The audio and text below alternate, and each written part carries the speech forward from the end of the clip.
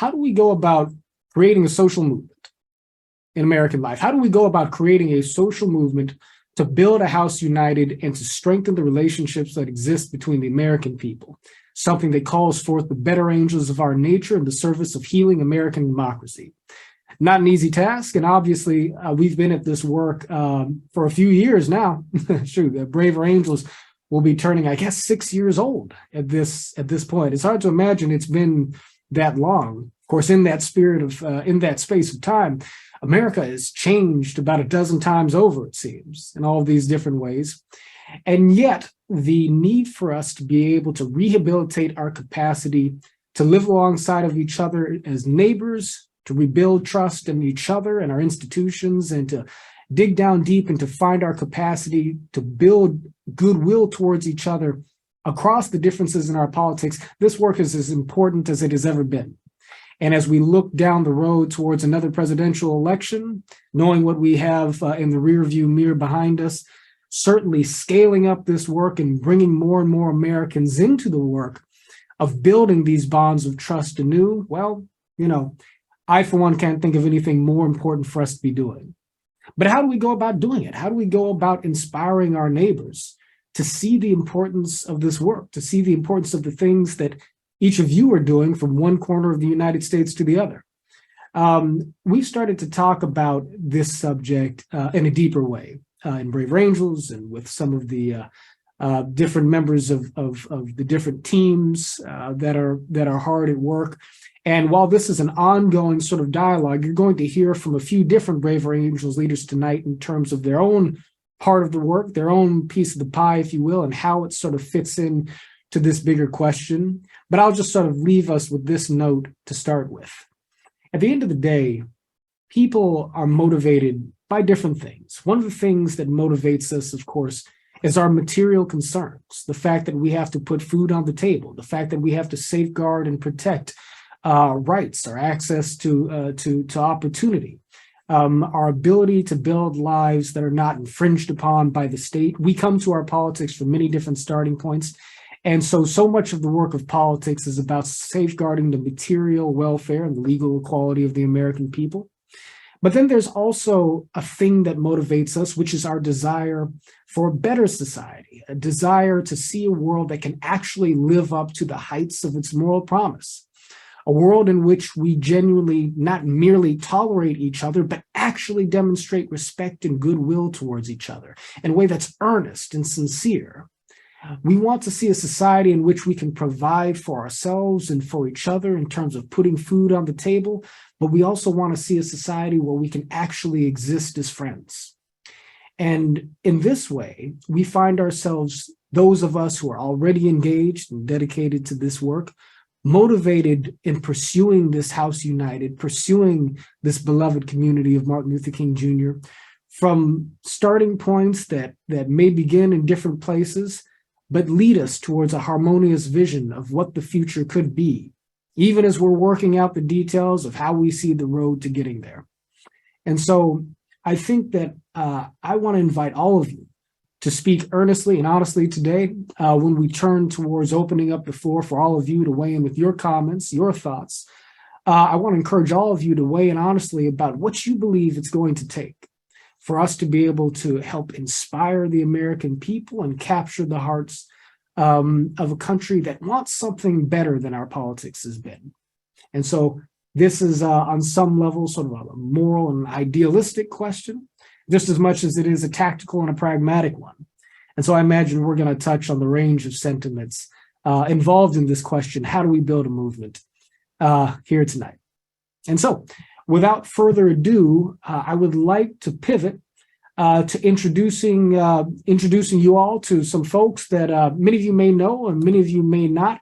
Leaders on the Braver Angels team, including our Braver Angels director of social media, Gabriella Timmis, Randy Liaz, who of course folks here well know, director of Braver Partners, Sadie Webb from the College Debate and Discourse team, and my good friend Elizabeth Dahl of Braver Politics. And so to start us off, actually, who do we have first on the roster? Randy, I think you're first up to bat. Is that right? Absolutely, yes. Well, get us going. All right. Thanks very much, John. I want to talk about our Braver Partners program because it is so important for us when it comes to building that movement that John talked about.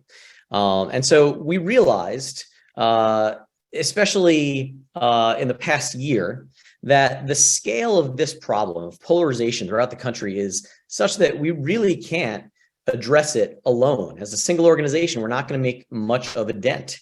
So we decided that we need to build a movement. And in order to do that, we need to engage every kind of organization that exists in this country. So that, of course, includes other nonprofits, including those that are engaged in the bridging space, but plenty of nonprofits that are not. Also, educational institutions, religious institutions, civic organizations like Rotary, Lions, et cetera, and even businesses. We definitely have been engaging with businesses and other other organizations over the past year or more that have come to us and have said, well, our internal cultures are challenged. We are seeing politicization of spaces that we've never seen before. And so they're having new challenges. They wanted our help. And so we actually had a really nice head start with our business partners, but we wanted to bring everyone into the fold for this program. And so we want to show them that a network of organizations from every all across the political spectrum, every realm, every sector of society is really what we want to build, because we believe that every organization has something to offer. Okay, so they are going to publicly proclaim that they support our mission of bringing people together to have productive dialogues and bridge these divides. And in return, we are going to give them some really solid benefits. So, when it comes to answering the question of why should an organization join this, there's actually two major areas that we're talking about. First of all, internally, they have access to all of our programs, and we're working directly with these organizations to advise them about how they can bring that robust dialogue and a sense of health to their organizational cultures. But also, there's the external benefit to the country at large, because we know that the health of organizations roll up to the health of the culture of a country, of a society, right? So we need to be able to access people from all over, and doing that through organizations is a really effective way of doing it. So we're giving them tons of ways to engage with us as an organization. So first of all, I want to mention our partner reps, which some of you on the call may already be partner representatives. These are our folks who are in our grassroots network who have stepped forward to help us manage these relationships. And so if you're interested in becoming a partner rep and managing a relationship with an organization, we're going to chat some links that will give you the ability to do that.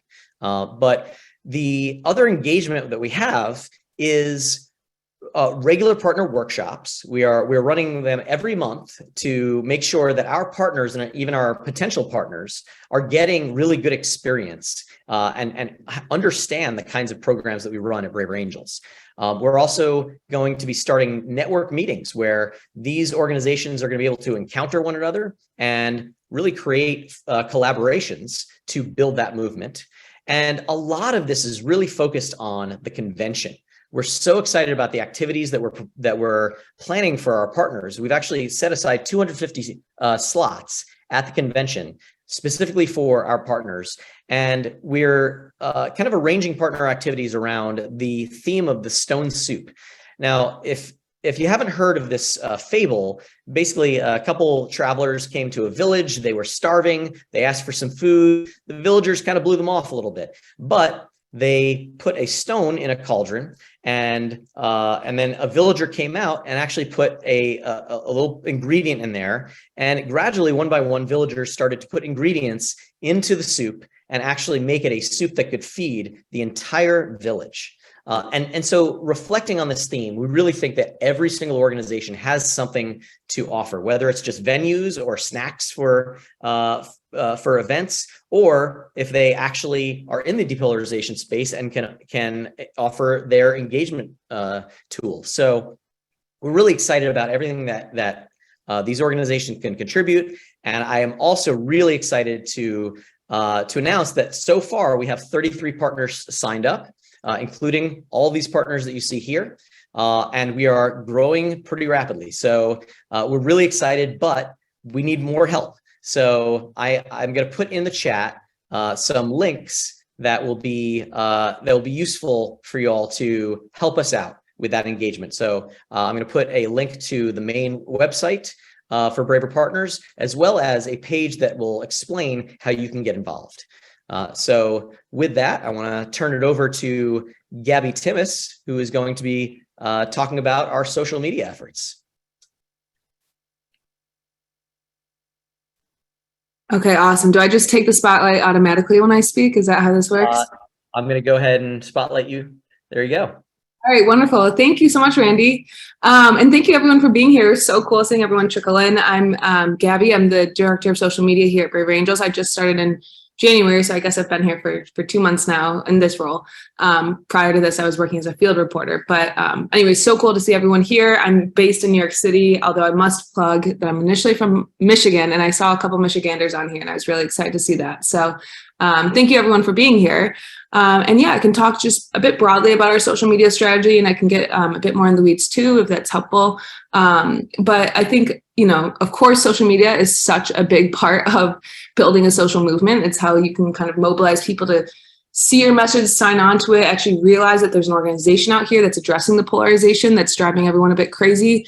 So with Braver Angels and our social platforms, first of all, we're just trying to get the awareness out there about our organization. That being said, I actually do want to say, if you're on Facebook, Twitter, Instagram, TikTok, Truth Social, and soon to be Rumble, also, I think I already mentioned Facebook. If you could follow at Braver Angels, I can put it in the chat as well. But it's just our organization name. That would be a huge help to us. That would be wonderful. So it's Braver Angels on all platforms. Okay. Oh, someone's saying we can't see you because the screen share is on. Does that work better?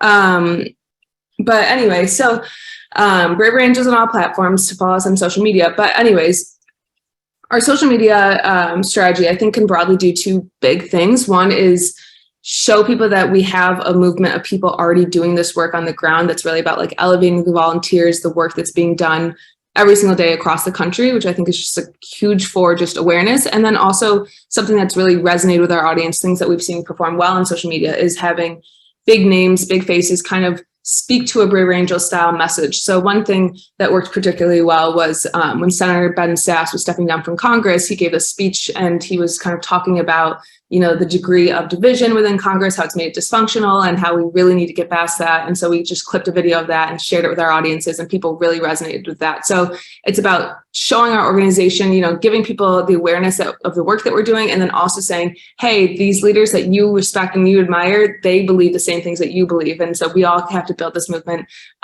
together. So that's kind of just a very, very general overview. In terms of just more tactics, like the three things that we really want to emphasize is those models that I just kind of went over. Tactics, how do you actually work in depolarization? What does it look like to have a productive political conversation? So really giving people the tools for that. And then also sharing some stories of impact. I think I mentioned prior to this role, I was working as a field reporter for Braver Angels. So I was writing about what was happening on the ground, and we really want to share those out. We want people to see the stories of like, here is a man who identifies as a liberal and an atheist, and here's a woman who identifies as a conservative Christian. And they were able to connect in this workshop, and they were able to see each other and really speak to each other. We want to show people that it is possible. It's possible to have, a political conversation with someone you disagree with and come out feeling better about the world, as I'm sure so many people have experienced through the work of Braver Angels. So we really want to emphasize that.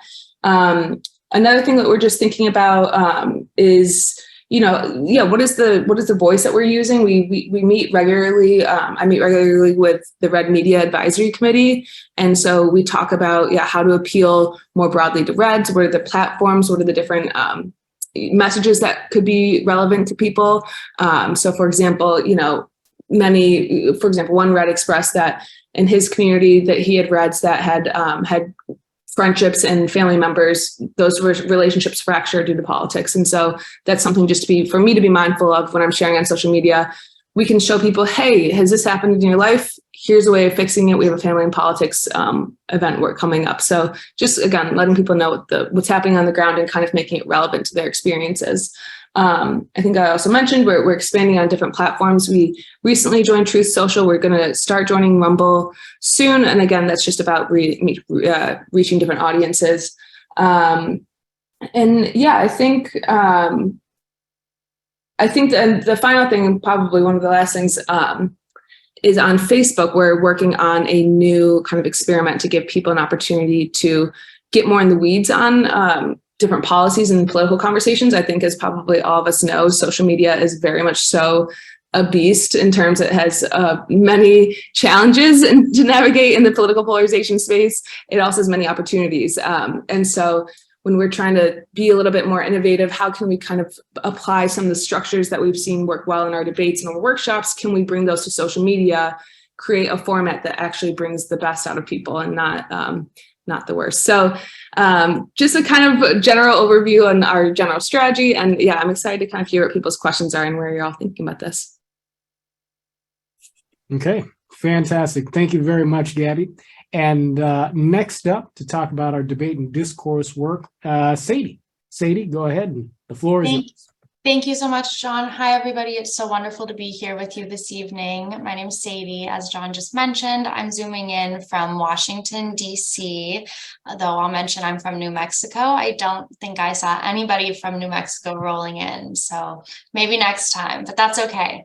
Anyways, I'm here to tell you guys a little bit about the College Debates and Discourse program, which ultimately is a great example of what the work on the ground actually looks like, just to kind of build off of what Gabby was just talking about. So the College Debates and Discourse program started in 2018 as a partnership between April Lawson at Braver Angels and Doug Spry at ACTA, where I work, the American Council of Trustees and Alumni.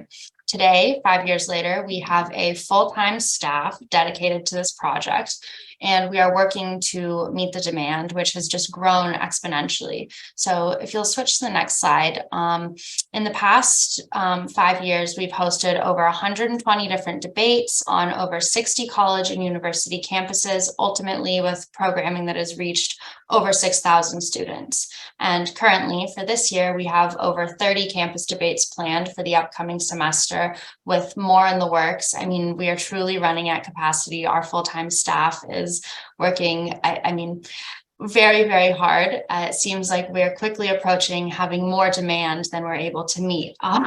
So we're seeing there's a huge demand for this. Anyways, some of our upcoming schools include MIT, Cornell, Virginia Military Institute, and a few other notable ones like Duke and some of the University System of North Carolina. This is just a quick slide covering some of the topics that we've encountered and done. All of our debate topics are selected by the students planning and organizing the debates. And so we give them that autonomy. And these are all resolutions that people have selected on their campuses. Sometimes they're more campus specific, such as this one about Greek life elimination, but sometimes they're about hot political topics. So if you'll move to the next slide, we have been able to scale our work very successfully in the past 2 years, thanks to the generous donations and funders that we have. So in the past 2 years, we've received almost $2 million in funding simply to scale our program and to try and support the high demand that we're receiving.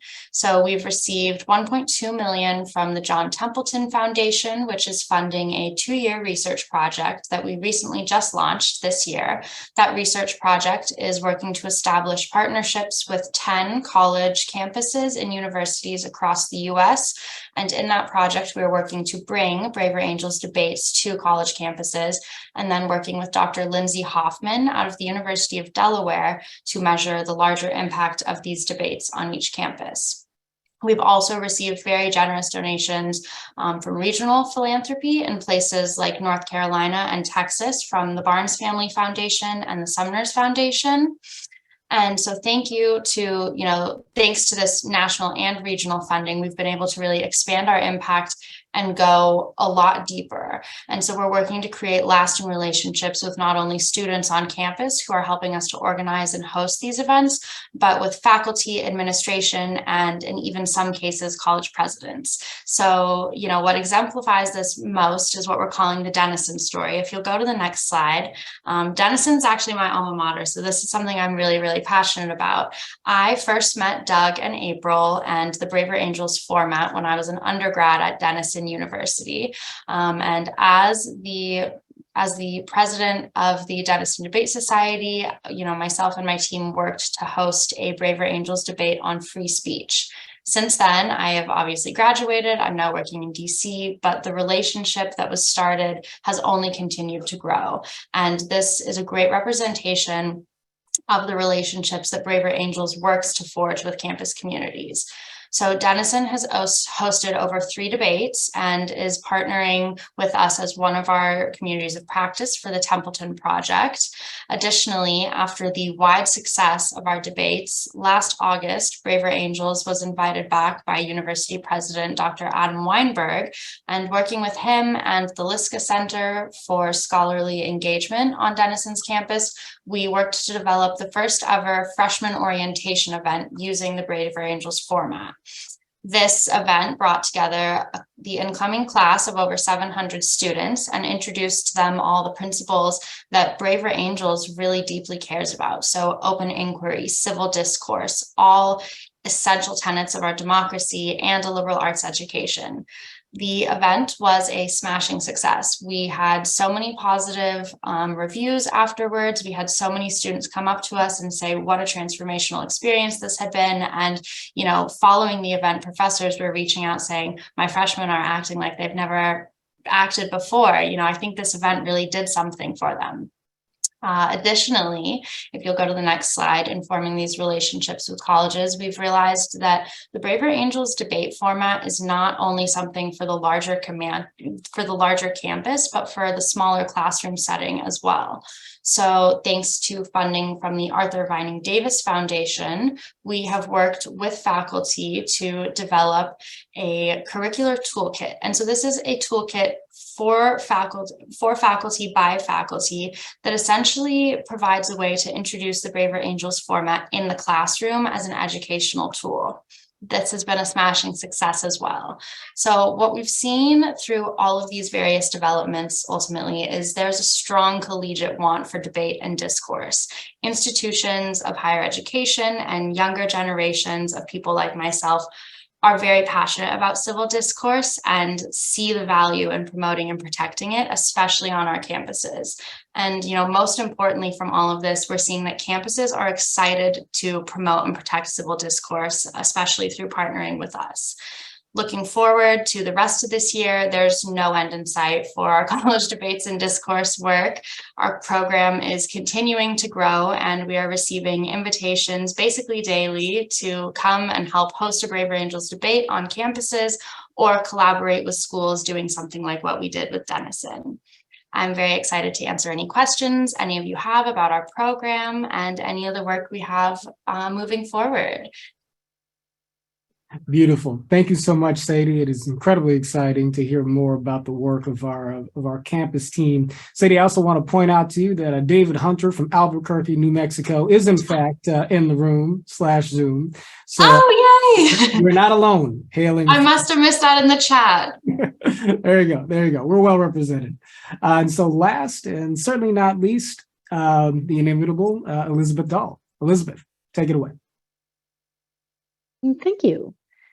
I am Elizabeth. I live just outside of Seattle, and I'm the director of the Braver Politics program here at Braver Angels. And I'm just going to spend a few minutes to go over what we've been working on in the last year, and then talk about what we have already on the books from this year and how we would love for you to contribute moving forward. So I have some photos to share with you. I have some great stats to share with you. We currently have steering teams and organization happening in 16 states across the country. If you have an interest in politics, we are happy to have any alliance jump in and run Braver Politics events. In 2022, even though we only launched at the end of April, we ran 47 Braver Politics events, and we have already run 7 events just this year, with another one scheduled this week and many more already on the books or in progress. We also have 3 organizational partnerships, 2 at the federal level and 1 at the municipal level nationally. We piloted last year 4 candidate debates to great success. We had wonderful support from the college debates team in organizing that. April worked with me on candidate debates, as did a wonderful colleague, Dr. Justin Eckstein, who lives near me in Washington State. And I'm just going to share with you for a moment a little bit of detail from our work. I think that it's very exciting what we learned, and that all of Braver Angels should be aware of it. So these are some of the results from key results from the 4 candidate debates that we ran, really 3 candidate debates compared to a control debate. And of those debates, 1 was a congressional debate, 2 were state legislative debates, and the control was a congressional debate.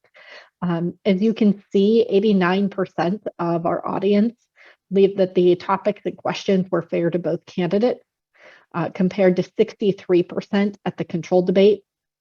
89% of audience members at our 9th District Congressional debate believe that the moderator treated candidates more fairly. Only 68% agreed with that notion in the control debate. The biggest differential is down here. Candidates were more respectful of each other. In the debate that we ran, the 9th District Congressional debate, 78% of the audience members strongly agreed that candidates were respectful to each other, whereas only 17% agreed that was true at the control debate. So we think these are extraordinarily strong numbers that tell us our method of debate works. You can see here also that when we were running the debate, 78% of audience members said that the questions represented their biggest concerns, whereas only 23% agreed during the control debate that was true. We would love to see more candidate debates happen across the country. We're working on expanding that in the general election this year. If you have any interest in passing these numbers along to anyone, or if you would like to learn more about this process, we would love to share more with you. I have more documents than just this, and I'm happy to send this or other information to you. Now I'm just going to share real quick a picture from one of our debates. This is from a state legislative debate, the 26th Legislative District. We had about 150 people in the room. As you can see, it was absolutely packed.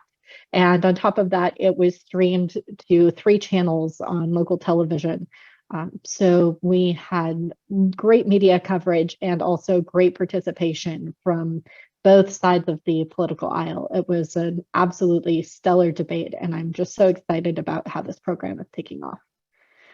We also are in the process of organizing other workshops. We've run a great series of skills workshops, managing difficult conversations with constituents, that has led to a spinoff, managing difficult conversations with colleagues, specifically to help elected officials, candidates, and their staff members communicate more effectively and learn about each other rather than just communicating more effectively with their constituents.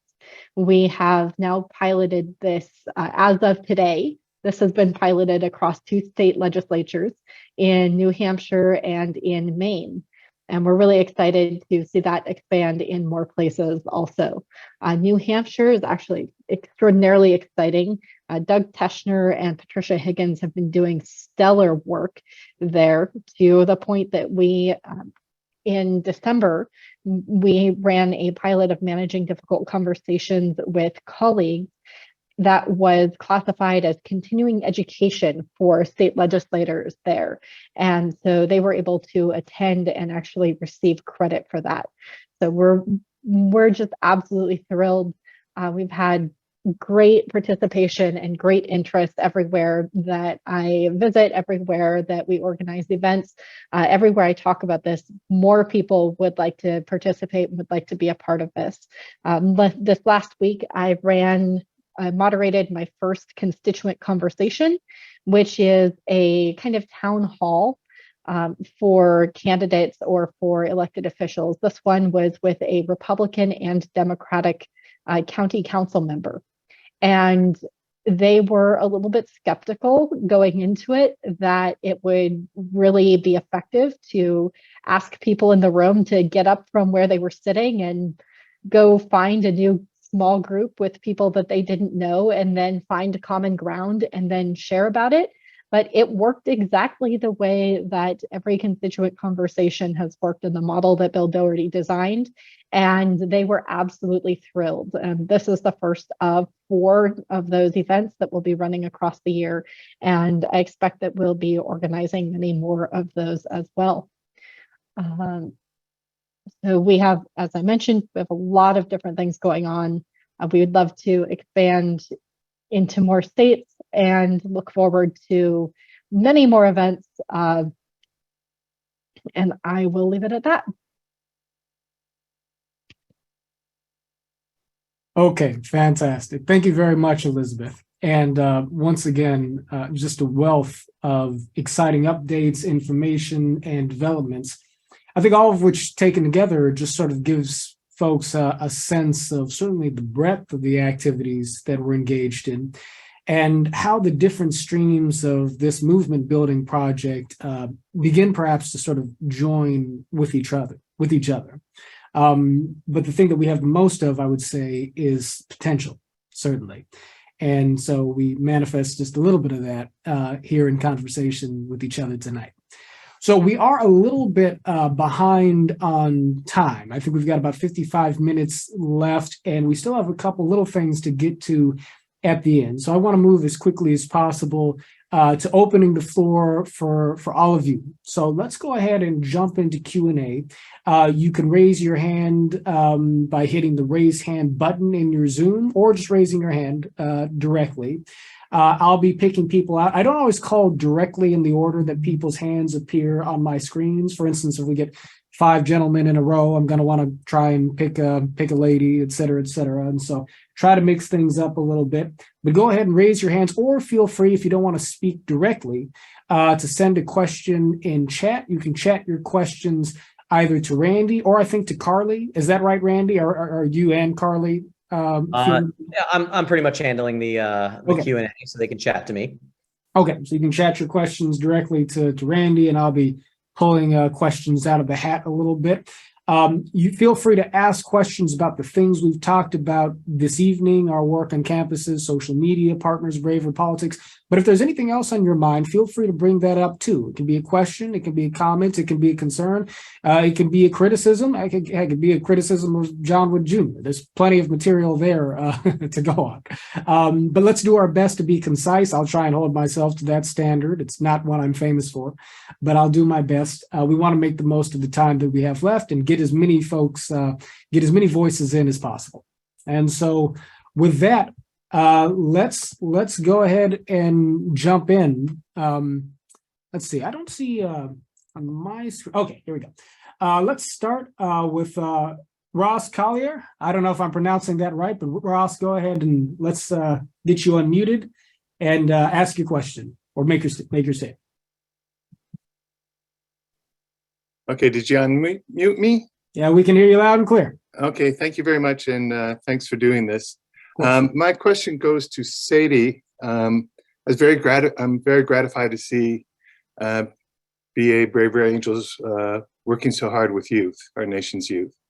And I thought I heard in your presentation, Sadie, words like trial or pilot are being funded. And what I'd like to know is if that's correct, you're kind of a trial period or pilot period, what will success look like and how will it be measured? Yeah, absolutely. So Ross, let me just make sure I am understanding your question correctly. So I did mention our Templeton grant research, which we just previously launched. Is that what you're curious about? Yes, yeah, or even in general, if you want, if that's easier to answer, just Yeah. what does success look like? Yeah. And how is it going to be measured? Absolutely. So I think talking about the Templeton Foundation research project that we're doing right now is a great way to talk about a way that we can, measure success generally. And so obviously, this is a social science type of measure success. And so it can be very challenging to get quantifiable hard data. It's really easy for us to get testimonials, but that's why we're working with this researcher, Lindsay Hoffman at the University of Delaware. Essentially, the research project is, and I'm going to try and be thorough and brief in the same breath, but essentially the research project is a 2-year period in which in that 2 years, we have 10 campuses, which we're calling our communities of practice. And on each of those campuses, we will be hosting campus debates multiple times a semester, as well as classroom debates multiple times a semester for the next 4 semesters, so 2 years. And prior to and following each debate, campus or classroom debate, participants will be surveyed based, if you've participated in a Braver Angels debate before, that sometimes surveys are shared asking, how willing are you to share your political beliefs? How willing are you to listen to somebody who has different beliefs from you? So things like that. We have an entire questionnaire that's been developed. And so we share that with students. We have a pre-questionnaire and a post-questionnaire. And hopefully over time, we'll be able to track and, measure if there's a change in kind of the pulse of the campus in regard to polarization and communication about politics. And so what does success look like? First of all, success is going to look like if we manage, which I think we're going to, we're starting off well, but if we host all of these debates, campus and classroom debates, it's quite a few to put together. If we have people coming and participating in them, and if we create these lasting relationships on campuses where we can see that there is, a tangible effort being developed to increase depolarizing forms of communication. I also just want to mention, I've been getting a lot of requests and emails or requests and questions. I'm going to put my email into the chat. I think I've tried to respond to all of them, but if I missed you, I'm so sorry. Please feel free to reach out to me via email, and I'm happy to answer any other questions or, talk with you more about our College Debates and Discourse program. Outstanding. Thank you very much, Sadie. And thank you for the question, Mr. Collier. And let's go now to John Tressiter. John, let's go ahead and get you unmuted and jump in. Hello. I just have a comment about Braver Angels. The way Braver Angels can move forward is that you can tell people about their early lives and what events shaped their political views during the early portion of their lives. That means that the person listening can be more empathetic and understanding to them. Yeah, indeed. Well, thank you, John. And that does resonate with sort of the family therapy roots of our approach. Of course, for folks who have participated in the Braver Angels Red Blue Workshop, which was our original program offering, part of what we talk about in that workshop is sort of not just our political point of view, but how it is we arrived at that in the context of our personal experience or lived experience, what have you. And so, yeah, John, it's a key point and a good one to emphasize. Okay, excellent. Well, let's go next to Charlie Garland. Charlie, New York City, come join us. First of all, I want to say this is something I just heard about literally within the last week from a colleague, and I'm very excited. I'm curious. One of the things that, I am involved in another movement specifically around civility, which is very closely related to this. And one of the things that I've gotten a lot of questions about from others who I've told about our mission and our vision is to, how do you put this in the context of we're living in such a world that is, in many cases, not everyone wants this to happen. In fact, there are certain elements of people out there who, in spite of the nirvana that we see in terms of civility and open debate and fairness, they don't want that, or at least that's the perception. And I'm just curious as to how you are dealing with that. How are you dealing with the forces that are completely antithetical to the whole concept of open, fair debate, and they are relying on things, as obviously we know, of shouting people down and violence and all kinds of things that are just, quite frankly, totally. Yeah. You know what I'm saying? And so how do you deal with it? How do you make sure that we're not just sort of in an isolated bubble of, you're gathering people who are self-selecting them, yes, I'm fair-minded, but a lot of people are not. And how do we deal with that? Help me. Thank you. Yeah, thank you very much. Thank you very much, Charlie. I do know what you're talking about. And of course, we could spend easily another couple hours talking about that very particular point. I'll just say this very quickly. There's an incentive, I think, problem at the root of so much of American polarization. To some degree, it runs right down the middle of every human heart. I mean, there is a degree to which, there are things to be gained, in anger and division, not just for multi-million-dollar, political media companies or major political parties, but for folks who are looking for camaraderie and acceptance in a society where many people are lonely, and the only thing that joins some folks sometimes is having mutual contempt for the things that we may be afraid of or confused about. And so, on every level, there are ways in which, I think polarization has kind of a dark appeal, or is built into the business models of the way some of our prevailing institutions operate. I think what we're trying to do at Braver Angels is sort of, turn the incentives in the other direction and maybe systematize that in some way, however gratifying it may feel in the short term to sort of join with somebody and sharing some contempt for something or somebody else. I think it feels better ultimately to gain understanding of other people, to build and strengthen friendships.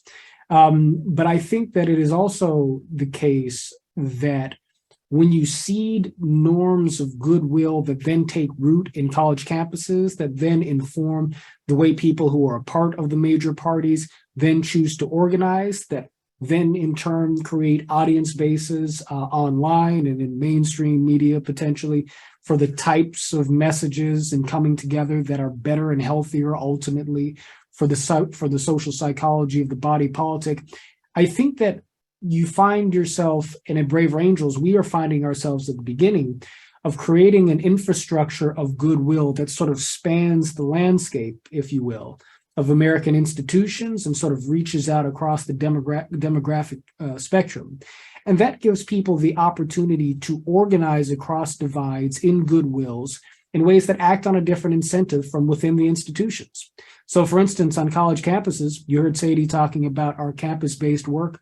Is it possible for students to gain clout and a following by demonizing one another? Certainly, I think we've seen that, in many cases. But it's also possible, given the right tools, given the right context, to build a community, to build a standing, to gain experience, and to do something meaningful by bringing people together and inviting a good faith sharing of perspectives.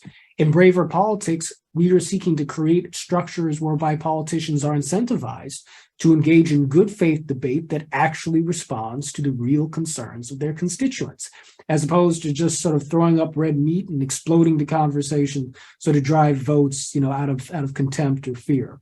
So there's a lot that we can say about it, but it requires us responding to the incentive structure in institutions and tapping in, to keep it on brand, Charlie, to the better angels of our nature, if you will, to sort of stimulate those parts of folks that really do want something better.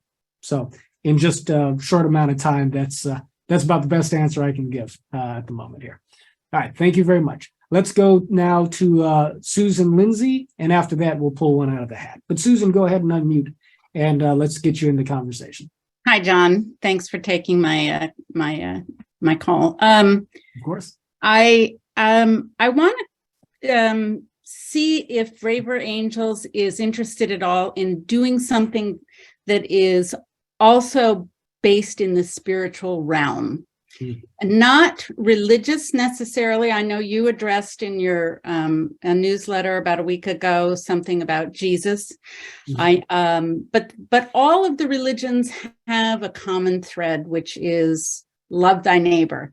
And that's really what Braver Angels is all about. And I just wonder about how we can bring religious leaders from all the different or many different religions, spiritual leaders that are more ecumenical in nature, that see how we do have that common connection, and start trying to reach people through that avenue in ourselves. I feel like I've been using my brain for the last 6 years with, civics, sort of educating myself on civics and how things work and the different sides. And it's like, I'm sort of, it has sort of created a spiritual desert in me. And I yearn for that to be back, because I think that that's where connection happens. And I just wonder if that has started at all. Thank you very much for that question, Susan. I think it's a wonderful one. I do have to admit that some of these questions do not lend themselves to brevity, so let me try and do the best I can. We have had ecumenical events and interfaith events, but I agree with you. I think that we should do a lot more. I mean, whether one is religious or not religious or what have you, certainly broadly speaking, the churches, synagogues, mosques, religious bodies, and spiritual traditions, even if they're not coupled with organized religious structures, are a tremendous part of the larger sort of social and communal and cultural fabric of American life. And so in just the way Braver Angels seeks to be in relationship, if you will, with academia, with political and governing institutions, civic institutions, et cetera, it certainly makes sense to me, Susan, that we would have a relationship with spiritual tradition and religious organizations as well. I don't know how many of you were around on Election Day 2020. There was so much fear in the country on that night. And at Braver Angels, we were very much afraid of violence spilling out into the streets. And of course, we did wind up seeing violence, as it turned out, just a little later. But we held an event that really stands out in my memory, where we had folks come together over Zoom just to commune with each other in a range of different traditions. We had a Zoom room that was run by an imam, a Zoom room run by a rabbi, a Zoom room run by a Catholic priest, and I imagine we had a pastor, a reverend from Protestant faith involved. We had a room for secular folks that was oriented more around music and sharing of experiences. But it's just to say that as human beings, we are not just brains and stomachs. We are hearts, and whether or not, again, we sort of subscribe to one faith or the other, there's a larger, I think, sort of reality to who we are as creatures with souls or spirits, even if you just take that metaphorically, and it's good for us to be able to connect in some of these transcendent ways. I think it helps us to see beyond just the sort of, the most proximate kind of flavors of our political differences, right? And certainly, spirituality and religion, I think at their best are meant to sort of foster that transcendent connection, which can help us to see beyond the smallness of politics. So Susan, all I can say is that it is something that we've done a bit of, but I think that we should move more towards. And there's a balancing act there, to be sure, but it's something I think is important. Okay, John, I'd like to also go ahead, address. Okay, Yeah, go ahead. so yeah, we have been partnering with plenty of religious organizations, and so we have a pretty long list that stemmed from our With Malice Towards None initiative, and we've been engaging with many of those organizations as part of Braver Partners now. So I've had a chance to run workshops for religious organizations, especially in California before I moved. But we are doing that around the country, and we are also in the process of piloting a faith-focused initiative with workshops that have faith elements baked into them.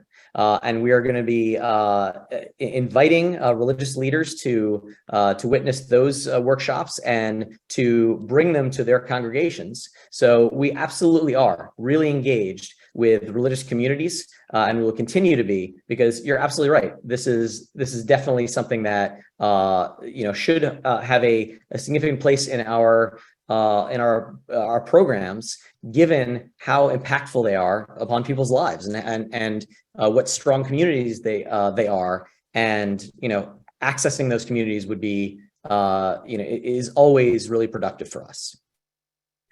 Indeed. Thank you very much, Randy. And thank you, Susan. Okay, I said I'd pull one out of the hat, so let's do that. This question is from Elizabeth Christensen. If Braver Angels is celebrating 6 years of existence and we as a country seem to be more polarized than ever before, what are we doing wrong? Or what do we need to do different to begin to see success? Well, I guess it's a good question. Although I would say that I don't think that we are doing well. I'm sure we're making all sorts of mistakes, right? Because this is a big iterative sort of enterprise, and we're all flawed and fallible, human beings. And so, yes, Braver Angels is far from perfect, just as each of us are individually, myself above all.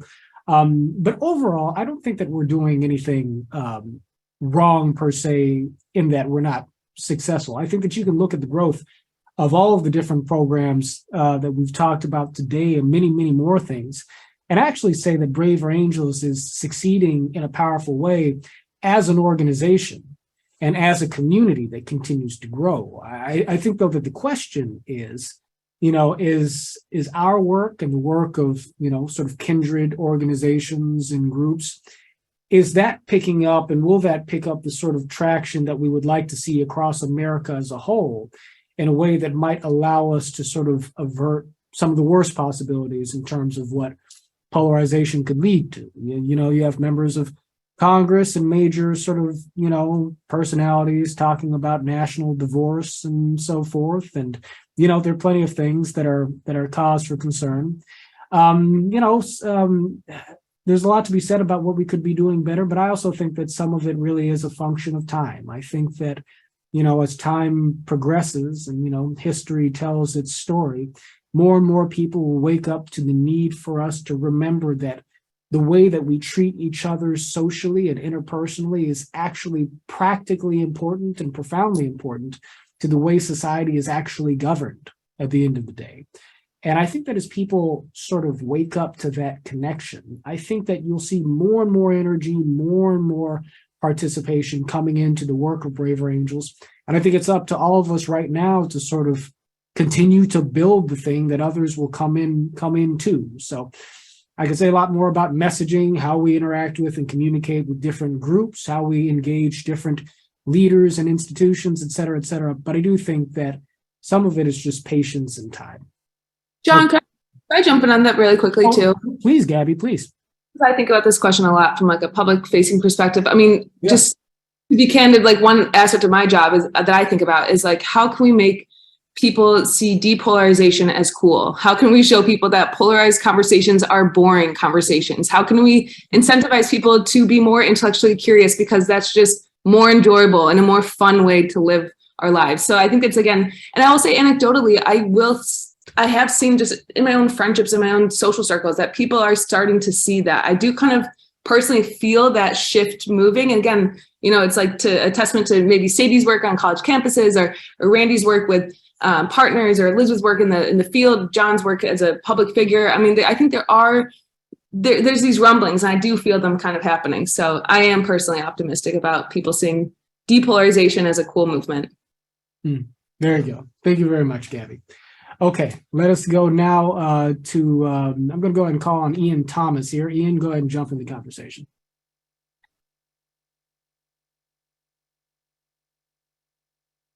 Oh, Ian, you're still muted. Unmute. One of the reasons why I'm here is that a while ago I read a book called Nonviolent Communication by Marshall Rosenberg. And I was just thinking about whether you're connected with other organizations such as the Center for Nonviolent Communication, the International Institute for Restorative Practices, or the Arbinger Institute, other groups that are trying to break through and humanize individuals more. And secondly, I was just curious about whether you've done work in training for deep canvassing, because that, in my understanding, is one way that we could break through the echo chamber, knocking on people's doors and actually having those conversations on a one-to-one basis that seem to have really positive influence and effect in a number of studies about them.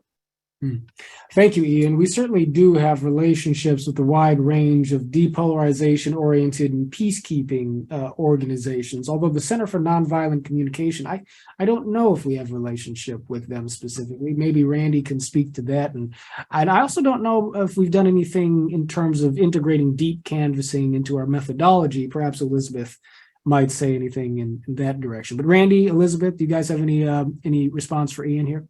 Right. So we don't yet have a relationship with the Center for Nonviolent Communication. The link that I dropped in the chat before about how you can help Braver Partners, if you would like to submit that as a lead, also you're welcome to volunteer to to help to manage that relationship if you have any relationship with them, or if you're interested in developing that relationship. So please look for that link, and that'll help us out. Okay, excellent. Thank you very much, Ian. Let's go now to Ruth Broyd Sharon. Hello, Ruth. How are you?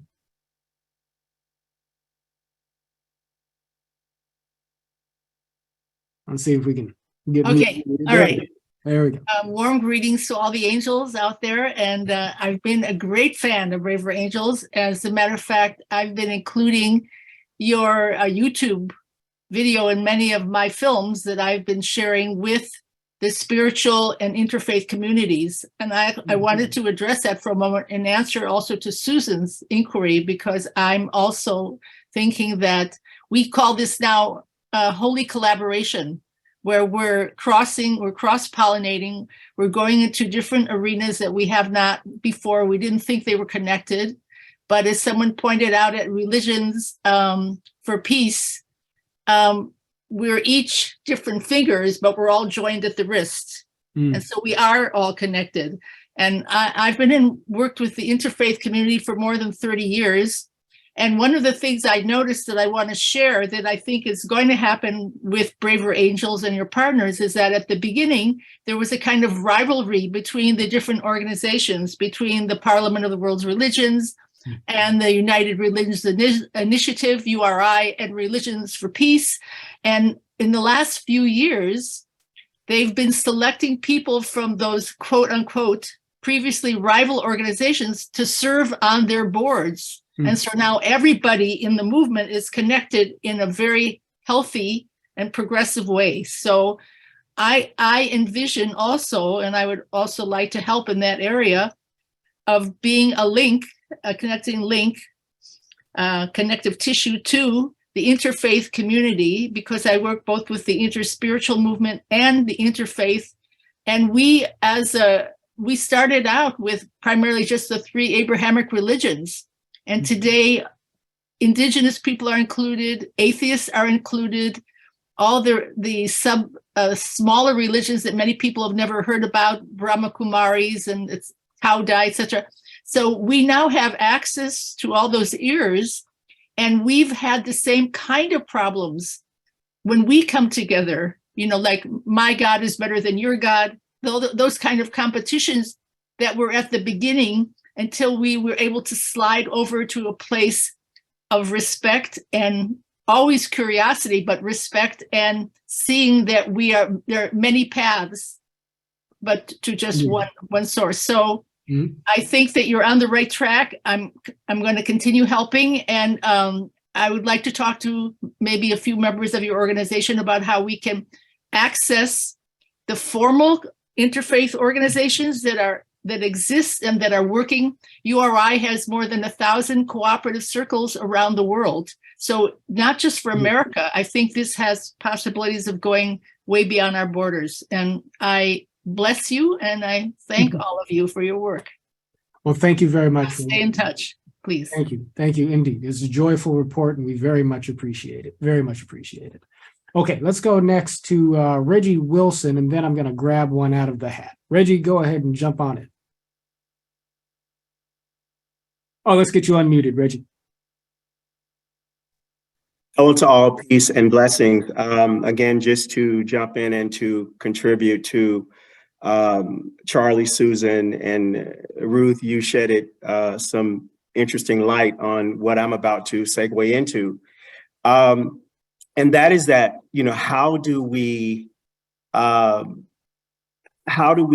solve this problem of polarization? And I offer value recognition, and value assignment. Value, recognizing your own inherent value, which will basically cause you to recognize the inherent value of others. Assigning that value to yourself, which will ultimately cause you to assign that value to others. And so if I'm seeing the value in you, if I see you, for example, Charlie, if I see Charlie as a gift, if I see him as a blessing, as opposed to a white man, or as opposed to someone who has a different political opinion than me, or belongs to a different party, then what do we do with blessings? What do we do with gifts? We move towards them and we open them to explore what is inside them that will benefit us. So again, moving from a space of, a value awareness, okay? And again, even our differences, I see those as valuable because it is our differences that enable us to learn from each other and to learn something that we never would have learned had that difference not existed. Amen. Okay, so even in our differences, they are assets, because what is learning? Learning is information. Information is power. And then I can take that power and turn that power into purpose. And I can use that power to empower someone else. And I can also use that power to help someone else. So all that I'm simply saying is that I believe that when we began to function in value identity, I kind of use the body as the premise for a lot of this. It's nature's perfect template, okay, for success. What is the body? It's a whole bunch of individuals, different, each one of them different, existing in the same space together. That's a microcosm of humanity. The heart doesn't care that the lungs is different, because the heart immediately recognizes that, hey, you have something for me that I need, that I don't have, and you have it, and I need it. And vice versa. The lungs recognizes that, hey, you have something that I don't have that I need. And so, as opposed to, I'm with you, Reggie. Let's bring it to okay. Just very simply, recognizing value recognition, value assignment, and as a result of that, moving towards connection as opposed to disconnection. Yes, sir. Yes, sir. I think that's beautifully said, and I think it beautifully echoes our deepest values here. Just to take your term, dignity, mutual human dignity. What we seek to do can't be accomplished unless we recognize that in each other. I think that, I think of the work as Braver Angels is seeking to relentlessly humanize our neighbors and our friends across these differences. And we can't do that if we don't see there as being innate value in each other, in spite of, or maybe even enriched by those differences. So thank you very much, Reggie. Let me go ahead and pull a question here from the hat, so to speak, slash my Slack channel. This is from Ted Lewis. Is Braver Angels planning to host more events that address the divide over pandemic and health freedom issues? If so, what is the vision to address this area? This is an interesting question. We have this issue has jumped up and caused a stir for us in a couple of different ways. Recently I launched a new podcast called Uniting America with John Wood Jr., and I had Sam Harris on as my first guest. Some of you may have seen that. And it wound up being this thing where Sam had, I got to see, Sam Harris and I have a mutual friend and a fellow named Brett Weinstein, who was famously a critic of our COVID response. Sam said some things that were polarizing on my podcast that got viewed about 4 million times or so on Twitter and commented on by Elon Musk and so forth. And it brought, reminded me of the fact that this is an issue that is very much alive for people.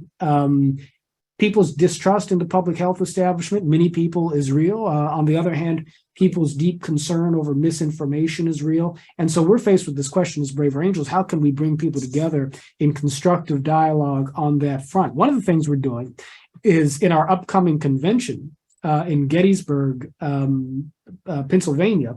This is from July 5th to the 8th. And I really encourage everybody here to look at Braver Angels' website. Maybe we can drop a link in the chat, Randy, pointing people to information on the convention. This is our very first in-person convention since before the lockdown. But we are looking, this is insider information for you folks, to hold a conversation between Francis Collins, former head of the National Institute for Public Health, and President Biden's chief science advisor, and our own Wilk Wilkinson, host of the Durate the Hate podcast, and somebody who's very much a critic and a skeptic of our public health establishment, building on conversations they have already had through Braver Angels, basically bringing the public health establishment into dialogue with ordinary Americans who are critical and distrustful of the public health establishment.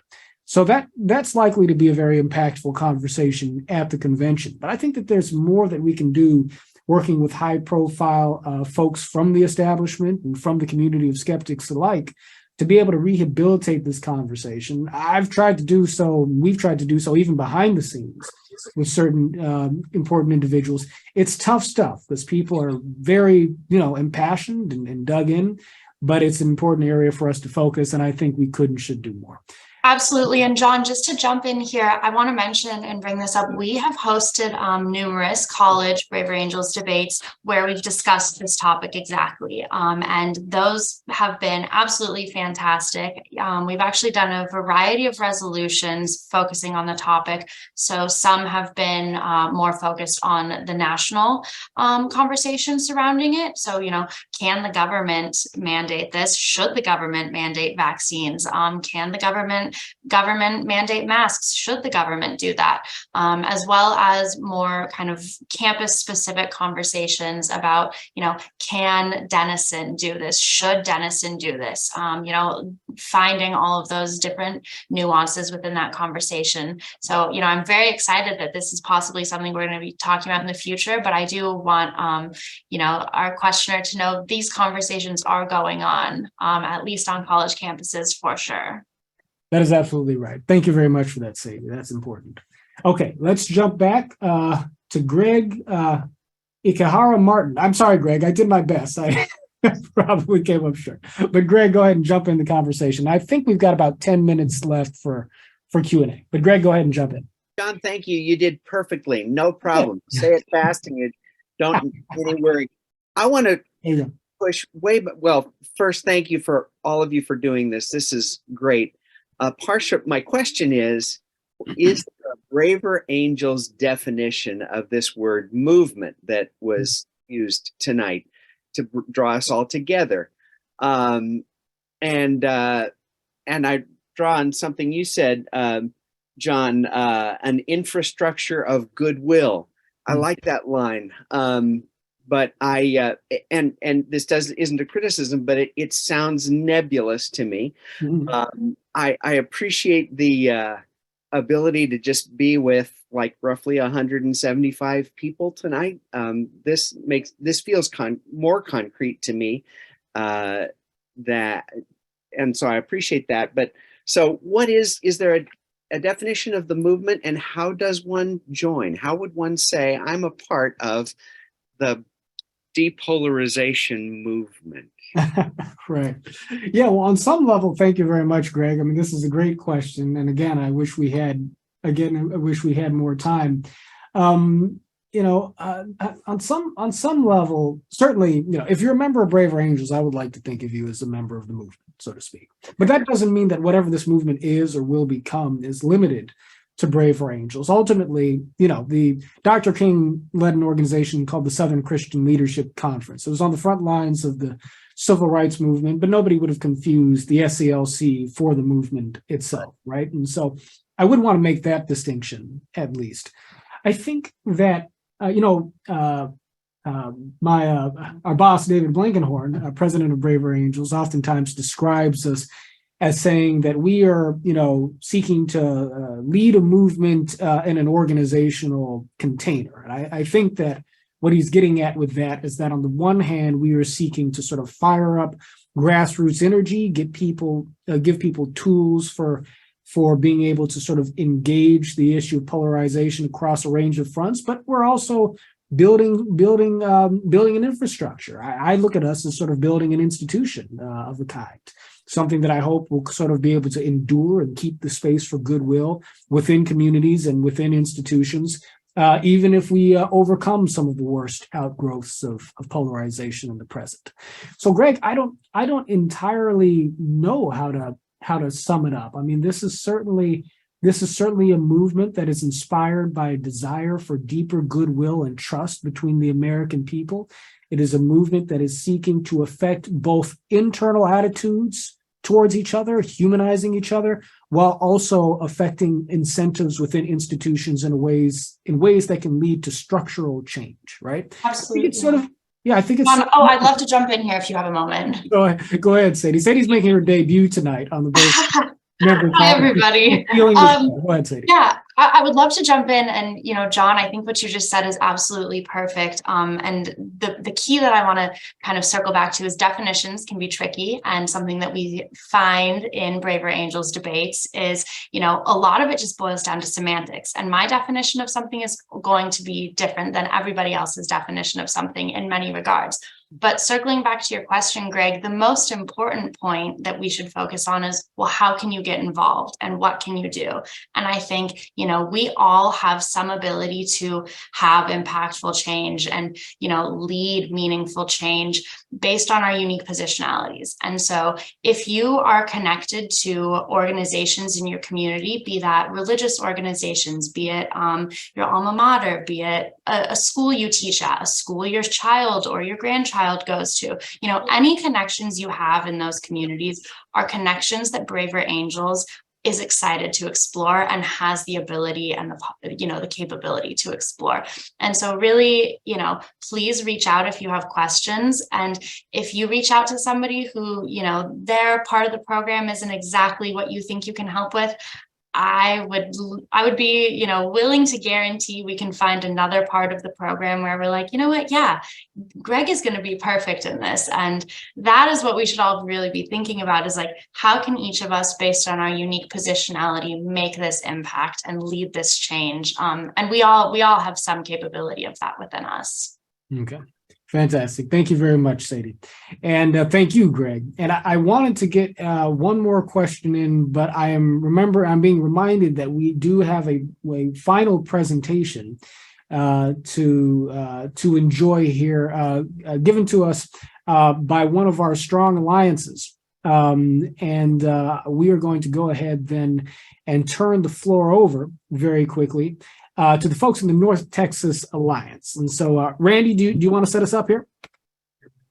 Sure. Yeah, we are very excited that several of our alliances across the country have hybrid cameras for they're called Meeting Owl cameras to run hybrid events. And so we wanted to give the North Texas Alliance a chance to talk about the work that they've been doing using this technology. So please, folks in North Texas, go ahead and take it away. Okay, can you hear me? Yes, we can. Okay, good. So yes, if you look at our video, it might look a little bit unusual. We're here in a really big room, only two of us though, me and my co-chair. But we are on the hybrid technology that you may have heard about, known as the Owls. They feature 360-degree cameras and artificial intelligence. So they really help enhance the experience of hybrid events where you have some people in person and some people remote, and there's a lot of practical uses for that. Early attempts were pretty terrible, but this technology really goes a long way in helping people who are remote feel like they are in the room with all the people, who are in person as part of the event. There's no need to be afraid of them. They are remarkably plug and play. You don't have to have a technical background. And there's a few things to know, and we're going to be offering training on it, particularly on March 18th. The organizer team is going to be doing further organizing training, and hybrid events will be a part of that. I think that's it for me. So I'm going to turn it over to my co-chair, who is sitting in the room with me. All right. Hi, my name is Donna, and I'm going to talk a little bit about our Alliance lunches. So we have monthly lunches that started out as very informal, open conversations, 5, maybe 10 people getting together at a park. And they were great for a while, but then after all, we wanted something a little bit meatier. So we started taking on some discussion topics, and we took some that were safe, some that were controversial. We have certainly had some bumps in the road, but we've worked through them. We've learned a lot. And we just recently decided to go from the park, even though we love the park, to go to a hybrid format using the Owls. We had our first experiment yesterday, and it worked really great. So that's our plan going forward, is to keep having good conversations using the Owls. So with that, I'm going to pass it on to Tom DeGrieve, who's in our Alliance. He's online, not here with us, but Tom will talk a little bit about our involvement in Braver Politics.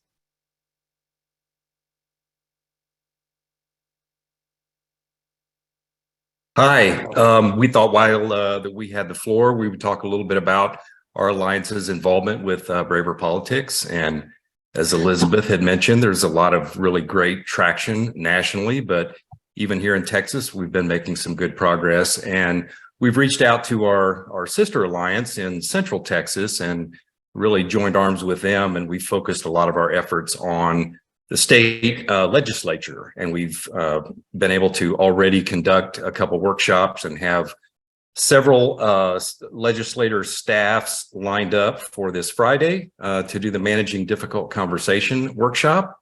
And then we've also secured a couple legislators themselves, both from here in North Texas, to participate in a one-on-one curious conversation. And we're working out the final details on that. But a lot of good progress under that program. And one of our state organizers, George, is going to bring us home with talking about what we've done here in North Texas. So George Bukhassan.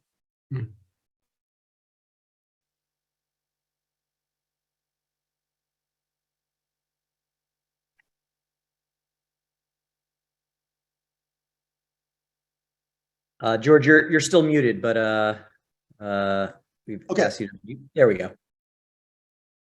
We're also involved in bringing Braver Angels sessions, workshops into the community. We have a workshop that we're planning with the Dallas Institute of Humanities and Culture coming up this next month. Also, too, we have a special emphasis in the group to really working with students for the last 4 years. We've been working with Sumner's Foundation and been putting on weekend seminars for their scholars. And I think you noticed that Sumner's was one of the key contributors to the college debate program.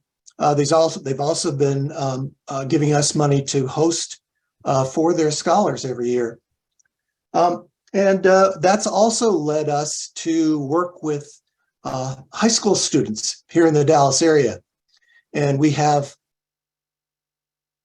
been working with the World Affairs Council in Dallas. And by the way, the World Affairs Council is a national organization that has education groups around the country. There are 9 other groups within the United States associated with the with the World Affairs Council that has groups of young global leaders, they call them. And we're going to be having a workshop with a group of their global leaders, actually just on Saturday. They have 70 high school groups in the Dallas area, and we're really getting heavily involved with all those high schools now. We also, too, are involved with the American Exchange Program, which you've heard about the International Exchange Program. Well, this is an exchange program for American students to be able to meet other students. And so we're going to be moderating some sessions for them to help them to get to know each other. So, you know, we're involved in a lot of different aspects and different endeavors within our community. And we see value in all of these different efforts that we're pursuing.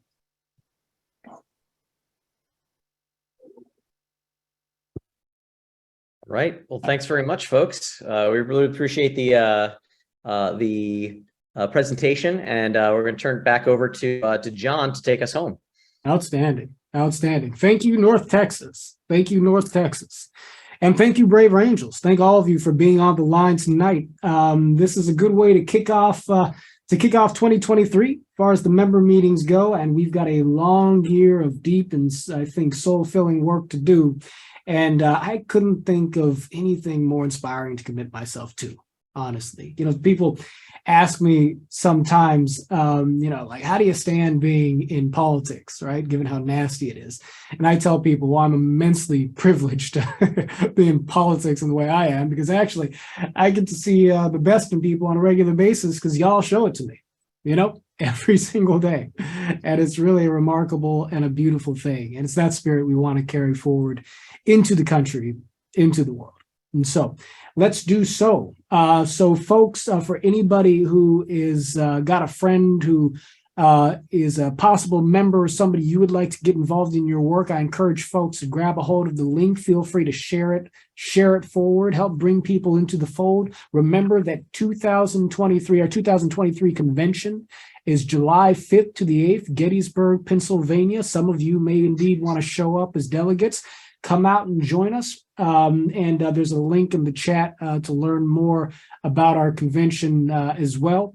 And now to sort of close things out, I want you folks to stick around and to hear a little bit of music. One thing that's going to be happening at the convention is we're going to have our concert. We had an amazing concert back in 2019. You know, music is a big part of Braver Angels, and yet not everybody knows that. We've got a wonderful music team, singers and songwriters, and some pretty well-known artists and musicians. This year, our concert is, and this hasn't been made public yet, but our concert is going to be headlined by a very popular group who some of you may not have heard of, called Gangsta Grass. And what it literally is a hip-hop bluegrass fusion group. That may sound impossible, but it's sort of right on the money in terms of, you know, the spirit of Braver Angels. So we're going to go ahead and play one of their songs for you guys. You guys will be hearing more from them, and they'll be rocking it out with us at the convention. Don't forget to take the member meeting evaluation. You see the barcode on the screen. We'd love to ask you guys questions about what you thought about this meeting and how it could be improved. And so without further ado, I bring you Gangsta Grass. The name of the song is All for One. And I just want to thank you all for helping us build a house united. Until next time. Very good. Well, we got on. Okay, I really thought I should have looked at.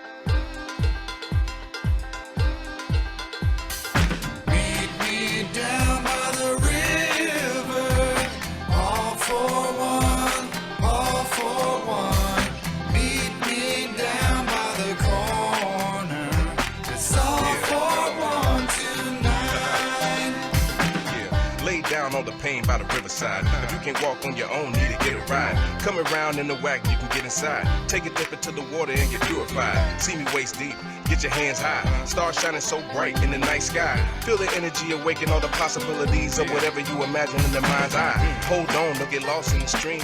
I got a raft we can cross on the beam. All for the one and it's all for the team. Got a message from the heavens that was brought through a dream. This is God's green earth, it's a gift and it's worth much more than you see planting seeds in the dirt. My earth is a queen, may she be blessed with birth. Be immersed, I believe, reaffirm, we emerge. Meet me down by the river, all for one, all for one. Meet me down by the corner, it's all for one tonight.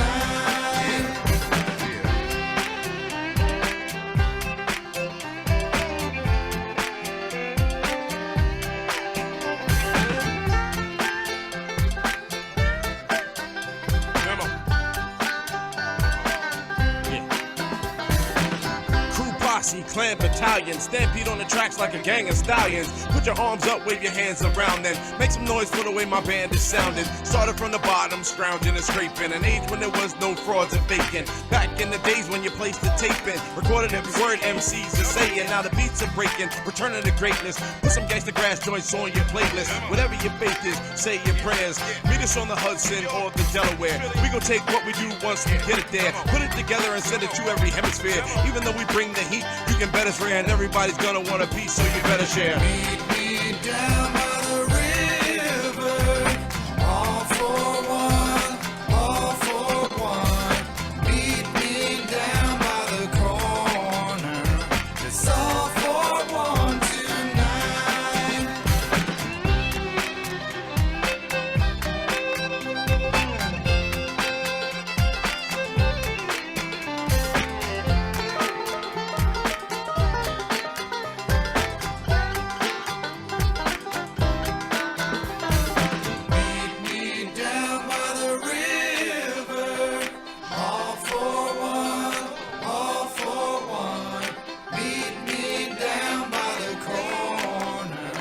It's all